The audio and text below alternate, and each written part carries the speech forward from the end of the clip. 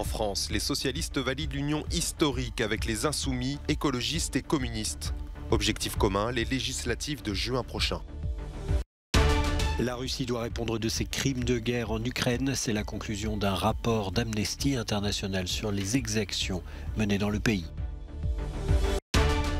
La Suisse protège-t-elle les oligarques russes? Elle a adopté les mêmes sanctions que l'Union européenne contre Moscou, mais Washington l'accuse de laxisme. Retour sur Terre réussi pour le taxi spatial de SpaceX. Il ramenait 3 astronautes américains et un Allemand de la Station spatiale internationale. Ses partisans peuvent crier victoire. 14 ans après avoir quitté le Parti socialiste, Jean-Luc Mélenchon remporte son pari. Sous le patronage du leader de la France insoumise, le PS moribond rejoint l'union des principaux partis de gauche en vue des législatives de juin prochain. Un tweet l'annonce tard dans la nuit, les cadres du PS adoptent à 62% l'union avec les insoumis, communistes et écologistes. Pour le leader socialiste, l'heure est au rassemblement. Parce que la gauche, elle ne peut gagner que quand elle est rassemblée. Les gens le savent, ils nous le disent. Longtemps farouchement opposés, les gauches franchissent un pas historique. Mais de l'enthousiasme au scepticisme, la nouvelle est diversement accueillie. Je crois que c'est une façon de dire, surtout, qu'il faut absolument que les élus de gauche soient suffisamment nombreux pour faire contrepoids et obliger finalement Emmanuel Macron, puisque c'est lui qui a été élu, à tenir compte des demandes d'une grande partie de l'opposition quand même. Ça serait une bonne chose, mais je ne crois pas beaucoup à leur aboutissement malheureusement. Ça a l'air trop compliqué.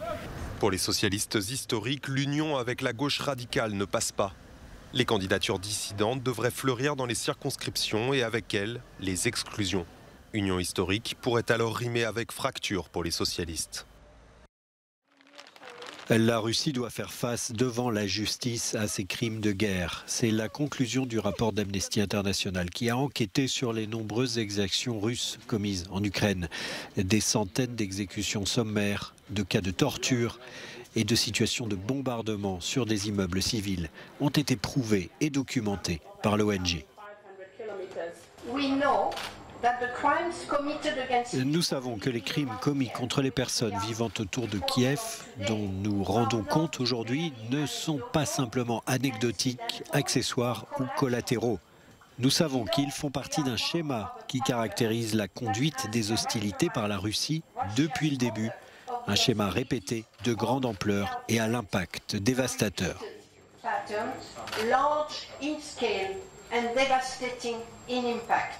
Les exécutions de civils à Boutcha ont été qualifiées de mise en scène et de provocation par la Russie. Pourtant, sur place ont été retrouvées des munitions spécifiques et des livrets militaires d'entraînement en russe. Autant d'éléments tendant à montrer que ce sont des unités russes spécialement entraînées qui ont perpétré ces massacres. Selon le gouverneur de la région de Kiev, 1235 corps avaient été retrouvés dans des habitations ou dans les rues après le départ des troupes russes. Hitler avait des origines juives, prétend Sergueï Lavrov, un mensonge qui a provoqué de vives réactions d'Israël. Vladimir Poutine a dû s'excuser après les propos de son ministre des Affaires étrangères pour justifier l'opération de dénazification en Ukraine. Il a téléphoné hier au Premier ministre israélien Naftali Bennett pour ne pas fâcher le seul gouvernement en Occident qui ne prenne pas clairement position aux côtés des Ukrainiens. Tout au long de mes voyages, je n'ai pas mâché mes mots. J'ai dit la même chose à Moscou qu'à Kiev. Et c'est aussi exactement ce que j'ai exprimé à plusieurs reprises à New York. L'invasion de l'Ukraine par la Russie est une violation de son intégrité territoriale et de la Charte des Nations Unies. Elle doit cesser pour le bien des peuples ukrainiens, russes et du monde entier. Le représentant de Moscou au Conseil de sécurité rejette ces accusations. Sa version, c'est que la Russie a été provoquée par l'afflux d'armes occidentales dans la région et qu'elle l'est encore. Les États-Unis voudraient réunir plus de pays autour de la condamnation de l'invasion, mais pour le moment, ils ne parviennent pas à faire bouger les positions. Des géants comme la Chine ou l'Inde maintiennent leur neutralité diplomatique. La Suisse protège les oligarques russes. L'accusation vient des États-Unis. Selon une agence gouvernementale, les avocats helvètes ont les mains libres pour aider leurs clients russes à cacher leurs fonds et échapper aux sanctions prises contre le régime de Vladimir Poutine. Un constat qui n'est pas seulement celui des Américains. Les avocats ne touchent pas à l'argent, mais ils mettent en place des structures pour leurs clients, des sociétés écrans, des comptes offshore et ainsi de suite. C'est dangereux parce que cela favorise le blanchiment d'argent. Le gouvernement fédéral a réagi avec une déclaration officielle. En ce qui concerne l'application des sanctions, la Suisse est un très bon élève par rapport aux normes internationales et coopère avec tous les acteurs concernés.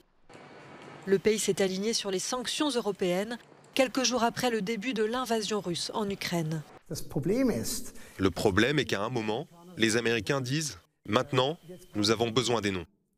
Et soudain, les Suisses se retournent et disent « Oui, mais le secret bancaire et aussi le secret de la relation avocat-client nous empêchent de révéler ces noms ». Les autorités suisses ont gelé environ 7 milliards d'euros d'avoirs russes, mais d'après les États-Unis, près de 200 milliards sont encore cachés dans les banques, protégés par les failles du système. 13 à 17 millions de décès dans le monde à la fin de l'année 2021. Tel est le bilan humain du Covid-19 dressé par l'OMS. Cette dernière estimation excède très largement les chiffres communiqués par les pays membres de l'organisation qui font eux état de 5,4 millions de morts au total. Selon les données de l'OMS, la pandémie a déjà tué un humain sur 500 dans le monde. Pour la première fois dans l'histoire, une femme noire et ouvertement homosexuelle est nommée porte-parole de la Maison-Blanche.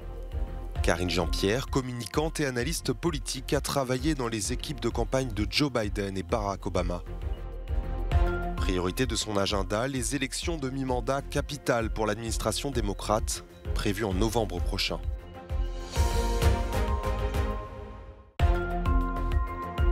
Un tableau de l'artiste autrichien Egon Schiele que l'on croyait détruit depuis la Seconde Guerre mondiale redécouvert à Vienne. Léopold Ciacek au piano représente l'oncle de l'artiste peint par Schiele en 1907 alors qu'il n'avait que 17 ans. Restée plus d'un siècle chez un particulier, l'œuvre devrait faire l'objet d'un prêt permanent au Léopold Museum. C'est un événement rare en littérature, la publication d'un inédit de l'un des plus grands écrivains français et européens du XXe siècle, Céline.